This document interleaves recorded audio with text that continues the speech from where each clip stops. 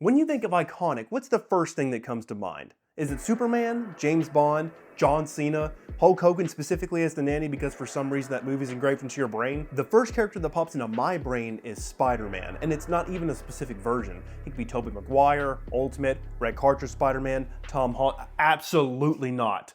Go join the others. This character is loved by millions around the world. He's had countless iterations and he's been canonically reincarnated at least 100 times. I grew up loving Spider-Man. Anything to do with the character, I wanted to consume. I love Spider-Man so much that at one point when I was 5 years old, I put syrup all over my hands to try to climb on the walls because I thought it would be sticky enough to get me to get to the ceiling. Yes, I did get my ass beat, and yes, I was a stupid ass kid. I even started off this channel with a Spider-Man video. The point of all this is to show how much I love this character and to show my bias towards any content he's related in. I can't remember a single time anything including this guy made me disappointed. Damn, except for that hot garbage. And I even went to see The Amazing Spider-Man 2 in theaters, and I had no idea it was even mid until I rewatched it the third time and some things started not to really make any sense. So it truly hurts me to say that my favorite iteration of this character, the game that I originally played about 400 hours of, the sequel that I waited 5 years for, left me kind of disappointed and wanting to fill a hole that was left by this game. Now, why did this game disappoint me? How could the most technologically and visually advanced Spider-Man game let someone who is such a big fucking nerd about this guy down? This game is extremely controversial to the fan base, and to this day, it blows my mind. Let's get into why the iconic Spider-Man 2 could be.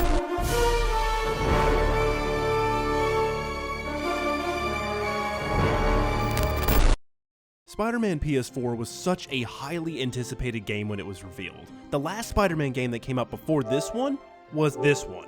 And it's not horrible, it's just very average. Going in a brand new direction with its own universe was exactly what the Spider-Man games needed. No movie tie-ins, no comic book nonsense, just its own world. Insomniac had the freedom to create its own story and canon. When Spider-Man 2018 came out, it was reviewed extremely well. It made you feel like Spider-Man. I honestly couldn't believe how good this game was. It was almost the perfect Spider-Man game.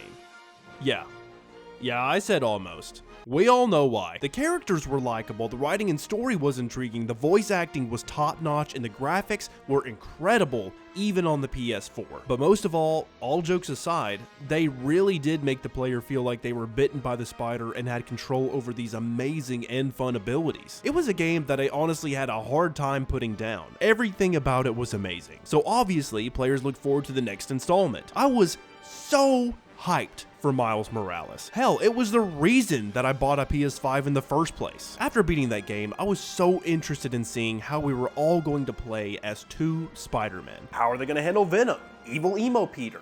Obviously, it's going to be as good, if not better than the first game. Right? Saving it for later. Spider-Man 2 was finally revealed in 2021, letting players know, what the fuck? Insomniac 2 years?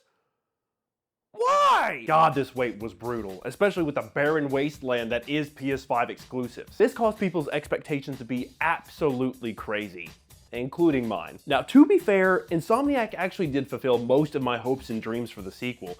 I even made a video about everything I wanted to be in Spider-Man 2 a couple years ago, and Insomniac almost completely checked off everything on that list. And multiplayer was even on that list, which was technically true. It just got canceled. But thank God, Concord and Bungie's Marathon's coming out. That game is looking good. Anyways, the gameplay that I so desperately wanted was there. Which brings me to the first and probably most important aspect of Spider-Man 2. The web-slinging, wall-crawling action. The gameplay in the sequel is very similar to the first installment. Let's start off with the ass kicking. You still have all the same moves and finishers with some awesome added animations. God damn! That guy is dead. Now, one thing that was changed was the amount of gadgets. The total amount of gadgets was cut in half from 8 to 4, and I didn't see this as a huge loss. They did make all the gadgets that are available more accessible, and you don't have to slow down the combat to change and activate said gadget. It makes combat flow way more fluidly. However, I actually liked gadgets and how they worked in the original game. I do miss the impact web, web bomb, concussive blast, and most importantly, the trip mine. It felt cool to slow down combat and think about which gadget I wanted to switch from to make the ass kicking look awesome. Plus, I'm gonna be honest, I really don't like any of the gadgets here. I use the web grabber the most, and I only use this as a last resort if I don't have the other abilities available, which is actually the main attraction here. Even though the gadgets were cut in half, Insomniac did add special abilities for each Spider-Man. Peter at the beginning of the game has the Iron Spider arms, which for some fucking reason is in everything now. And then later he gets to what everyone actually wants to use, the symbiote abilities. And these feel absolutely amazing to use. I love using all 4 of them in a row. It looks fucking badass. And Miles has his original electric abilities from his spin-off game, and then he gets them upgraded later throughout the game because he believed in himself, whatever, I don't know. Miles' abilities is actually really fun to use, and if it wasn't for the symbiote abilities that Peter has, Miles would be the clear winner here. But if it was just those Iron Spider arms, Peter would be a fucking loser. But damn, that symbiote slam down is incredible! On top of all that, you have your Spartan Rage meter, your overload ability thing. Peter turns into this monstrous version of the symbiote and he wrecks everyone's shit, and even does a scream at the beginning when he activates it. And it's awesome, it's incredible. Miles overloads his ability and it explodes outwards like an electric web with the camera panning all the way around. This game is gorgeous. And then you also have these new extra added abilities that are sprinkled all throughout the combat. The volleyball spike, the high air kick, the web jerk, and my favorite, the wall kick.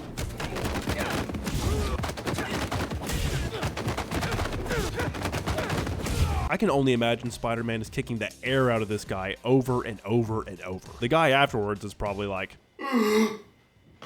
In addition that I really appreciate being implemented into the combat is parrying. I suck at parrying in video games. I try to master it, but most of the time I miss the parry window by like a minute. But when I can hit it,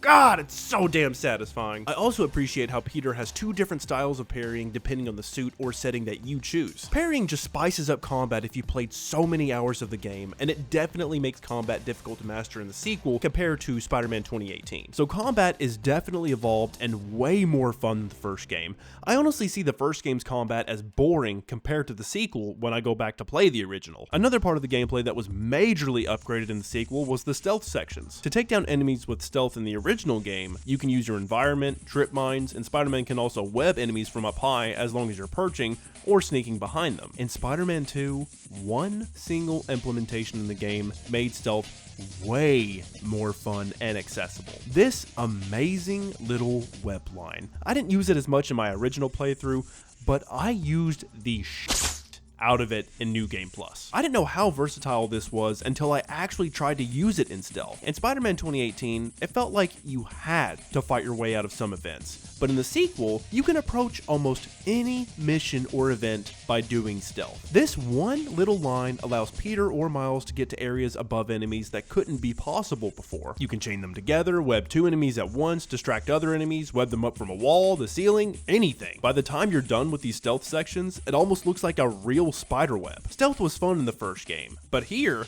it's almost perfected. And to be honest, I didn't realize how good the combat in stealth was in the sequel until I played New Game Plus. Starting a fresh new save file without all the abilities unlocked kind of feels like nothing is all that new. But with New Game Plus, it feels like a true successor. And this kind of also applies to the traversal in the game. And that is so very important when it comes to Spider-Man. Insomniac already mastered the web swinging in the first game and the spin-off, but could they perfect it? Guess what, bitch? They did. The very first web swinging I experienced in any Spider-Man game was Spider-Man for the Nintendo 64. And then I played the plug-and-play game, which was not really that good either. I moved on to Spider-Man 1, Spider-Man 2, Marvel Nemesis, Ultimate Alliance, and then The Amazing Spider-Man 2. I thought The Amazing Spider-Man 2 had great web swinging. It was the first time where it seemed almost realistic to swing around. Webs shot out and stuck to buildings, making the traversal more immersive. The physics felt good enough and the graphics were great at the time. But believe me when I say, this was f***ing evolutionary. I still remember the very first time I started up that game and started swinging around the open world freely. It was mesmerizing. If I was having a really busy day and only had like 5 minutes to play any video game I wanted, I would boot up Spider-Man PS4 and swing around for the entirety of the free time that I had left. and I had zero regrets. I didn't think Insomniac can improve on that this much. And then I played Spider-Man 2. And I was still right. Okay, hold the fuck up, just let me finish. And then after that, I played New Game Plus. And God, can you tell a difference? By the time this game came out, I had beaten this spider horse to death. I was so tired of swinging around the city. Something really had to change in order for me to have fun again. Here you go. What's this? Wings! Okay. Okay, bye!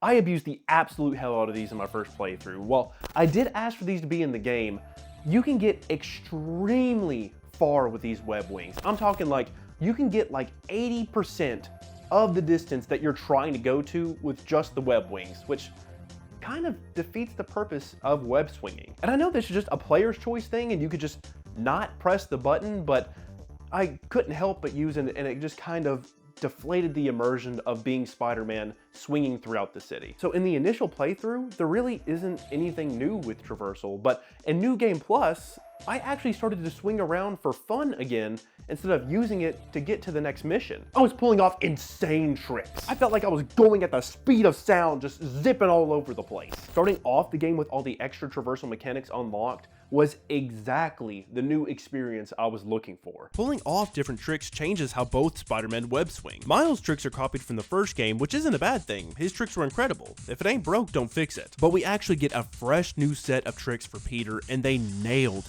each of these guys' styles when it comes to their own unique tricks. When Peter does a trick, it looks like something he'd actually do, and the same goes for Miles. Their demeanor just fits so well for their swinging personality. Swinging around incredibly fast and holding down circle to zip around the side of a building is amazing. Being able to slingshot anywhere is such a privilege, and I appreciate this being open and not limited to the points in the map like in the Amazing Spider-Man 2 video game. Being able to just skip across the water, zipping to different boats, keeps the momentum going instead of just saying, nope, sorry, you have to find a bridge or something to swing on. Diving down at Mach speed and then transitioning to do a loop-de-loop flying at ungodly speeds is orgasmic. And speaking of orgasmic, no wait, hold on, hear me out. If you have a ton of experience swinging around in Spider-Man, do me a favor, go into the gameplay settings and turn this sucker all the way down. Now it will feel frustrating at first because you'll run into the street and you'll run into cars and other buildings, but trust me, when you understand the physics, it will feel 1,000 times better to swing throughout the city,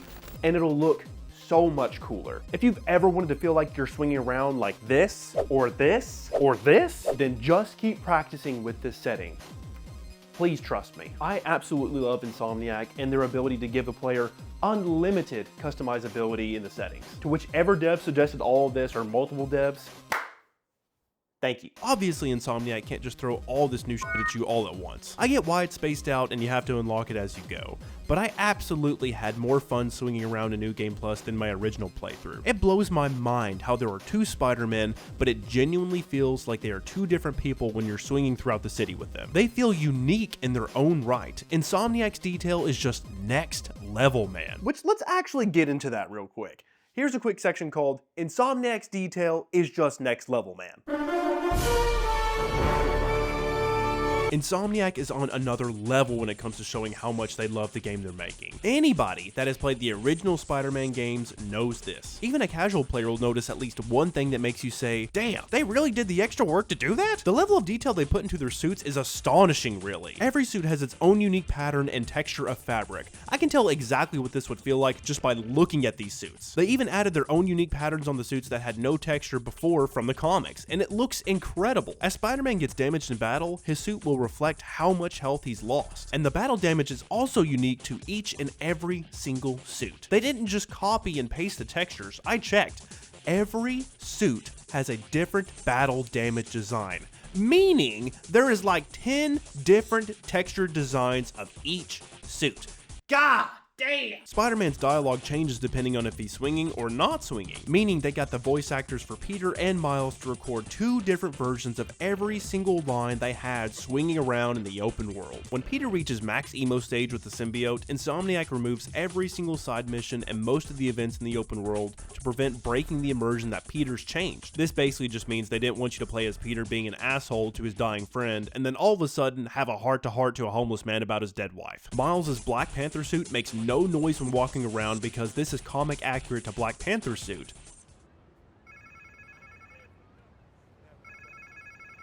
The vibranium in his suit wouldn't make any sound when running or walking. The developers made 5 different Iron Spider arm textures to make it comic or movie accurate to the suit that you choose. The designers also made 4 different variations of every single suit just because they love the player that much, except for the movie suits due to right reasons, I'm sure, and that's just Disney and Sony's fault. That's not the developers' fault, so don't blame Sony. Sony and Disney always suck. The color of webbing automatically changes if you pick a symbiote suit. The webbing will change to black if you pick a symbiote, and it will return to white if you pick any other suit. There are people actually in the windows of the buildings in the city. We're officially in the future. We've reached peak gaming. Peak gaming! I could go on and on and on.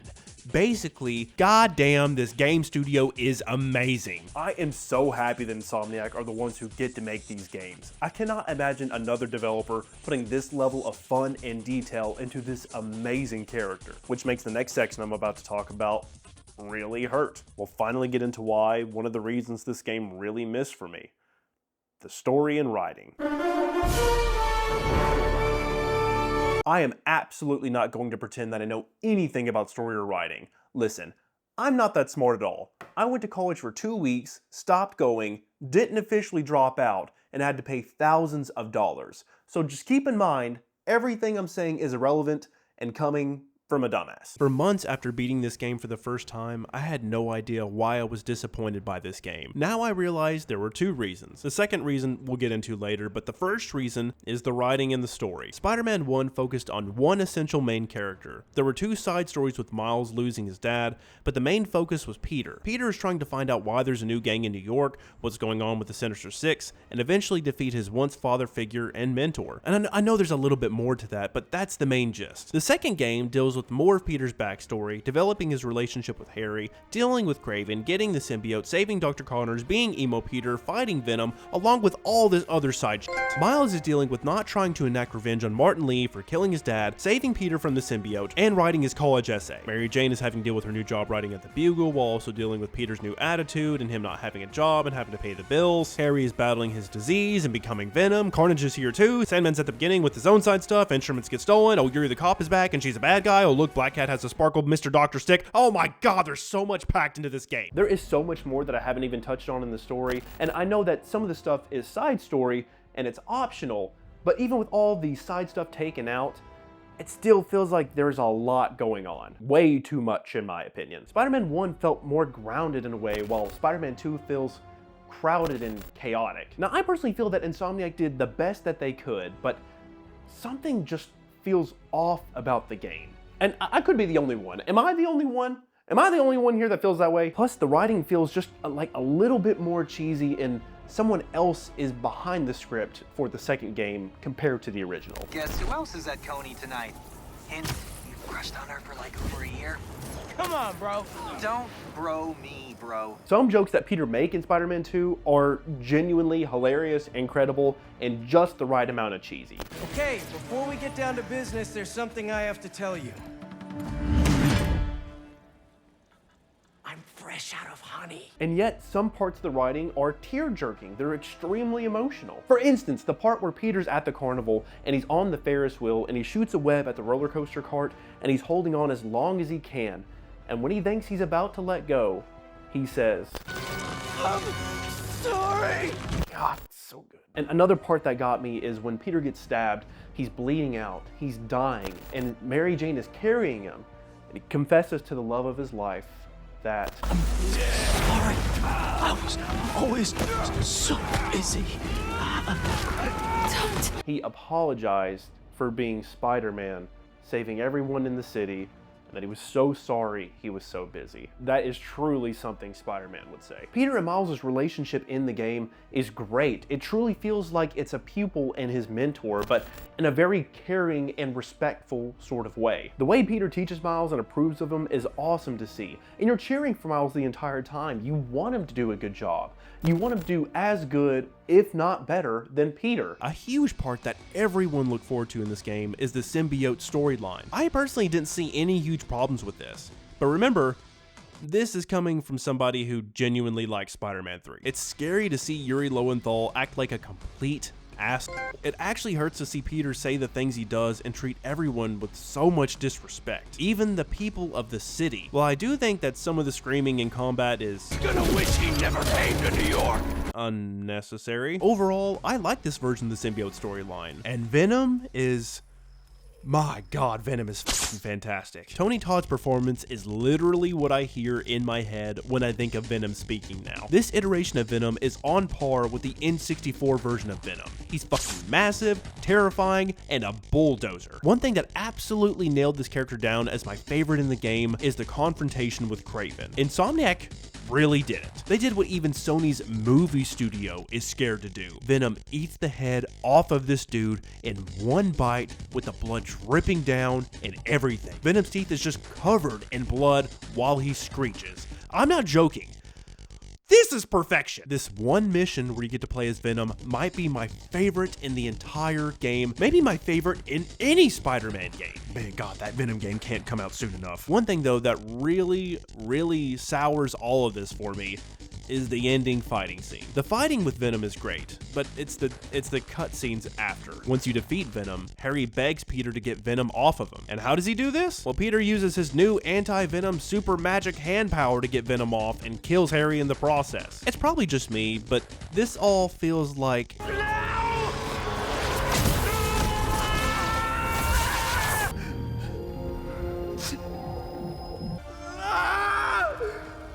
Kingdom Heartsy. And after Peter kills Harry, Miles looks at his electric hand and realizes, yep, he could bring Harry back to life, which after the second try of doing it...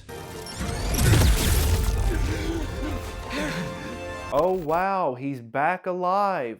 I didn't see that coming. It just all felt very cliche. I genuinely hate speaking like this. I'm not a critic. Am I nitpicking this? Absolutely. While playing this game, I just kept thinking that if I was 13 again, I would have absolutely loved this fucking game and the ending very much. But I can't look past these issues. Now, all this about the story really sucks to say because it's almost negated by how much care the developers, the artists, the voice actors put into these games. I actually enjoyed my second playthrough way more than my first playthrough, and it wasn't because of everything not being unlocked at the beginning or knowing what to expect. It was a reason that was extremely personal to me. It was something that's ruined a lot of experiences for me. This next thing I'm about to talk about is my symbiote. I really didn't want to make this part of the video, and I put it off to the last second. And you can tell because I f***ed up my knee. Still waiting to hear the results, but I'm pretty sure I tore my meniscus or something like that. And this is completely unscripted. I had a whole, like, 1 or 2 pages wrote out for this section, but every time I recorded it or practiced it, it just didn't feel genuine. So I'm just gonna get right into it. And if you wanna skip this whole part, it's just personal to me. You can go down the chapters and skip to the next part of the video, which would be the outro. The main reason that the first time I played Spider-Man 2, it wasn't really a good experience was because I like to drink. I like to drink alcohol, and I'm one of those people that have trouble, you know, stopping. And I think, personally, that it will make every experience better for me. So if I'm really excited about a game that's coming out, or an event that's coming up, or going on even vacation, I want to drink. I want to drink a lot. When Spider-Man 2 was coming out, the first time I played it, the second time I played it, many more times after that, I had a glass of whiskey, and I'm not gonna lie, it kind of ruined the experience for me the first time. Ever since then, I have not wanted to drink as much when I play a game that I'm really looking forward to. I didn't replay Spider-Man 2 for 2 years because it really put that much of a stain in my memory of that game. And when I replayed it in New Game Plus, having all the unlockables and the swinging stuff and the combat stuff unlocked at the beginning did make it more fun. But there was a lot of stuff that just kind of like, I feel like I glazed over, you know? Like I just didn't really focus on and I didn't really appreciate as much. That's basically what this whole section of the video is it ruined the game for me. And then I made a promise that I would not drink when I replayed the game through New Game Plus. And I didn't. And I had such a better time. My God, it was incredible how different the experiences were compared to the first time I played it drinking compared to the second time. I'm not preaching or anything. I'm not trying to preach to anybody saying that alcohol is bad or that you should stop, but I'm not a counselor or whatever. I'm just giving you my experience. Am I still gonna drink? Yeah, but like there are certain experiences that I do want to go through now that I want to, you know, just appreciate, be in the moment for. And it's good to relax, kick back every now and then. It's good to relax and kick back every now and then, but sometimes it is good just to be sober in the moment, you know? And another experience actually was completely ruined for me, too, when I went to the theaters and saw a movie and drank way too much, and I had a bad experience with the movie. I thought it was a bad movie. And then I rewatched it when I was sober, and I'm like, why do I do this? That's basically all it is. I'm not trying to preach. I'm not trying to tell anybody how to live their life. By God, I don't want to be that guy. I never want to be that guy. Unless it's killing you or harming you. I hope something changes. So this part of the video is just kind of, I didn't want to include it. I really didn't want to talk about it. But I was kind of hinting at something else like 2 or 3 times before in the video. So I would have to rewrite the video, cut a whole bunch of stuff out. And I felt like it was kind of important, you know? I wanted to put this part in as a reminder to myself to just be in the moment sometimes. I don't really know how to end this. Time for the outro, I guess. Spider-Man 2 was a game that I looked forward to for years. It was something that got me excited every single time I thought about it. And that's kind of true with everything Spider-Man related. Spider-Man No Way Home, Beyond the Spider-Verse, The Amazing Spider-Man 2, Spider-Man Lotus, before all the racist shit, and Spider-Man 2, the game, gave me that stupid little kid excitement that you get on Christmas morning. I really, really wanted Spider-Man 2 to give me that same euphoria that the original did. I hoped it would. It's possible I probably relied too much on that instead of just enjoying the game for what it is. And it really sucks that this game still disappointed me. I even go back to play the original Spider-Man for PlayStation 4, and somehow, some way, that game still wows me every time. And honestly, that's probably just because of the nostalgia that it gives me, which, by the way, something coming out in 2018 giving me nostalgia makes me want to go night-night forever. Now, I still love Spider-Man 2, despite the flaws both it and I have. It was fun, it was charming, it was sad, it was Spider-Man. And sometimes that's all I need. This character brings me back to that feeling of joy that I had as a little kid.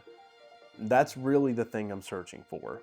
And this iconic character will somehow, always, bring that feeling back to me.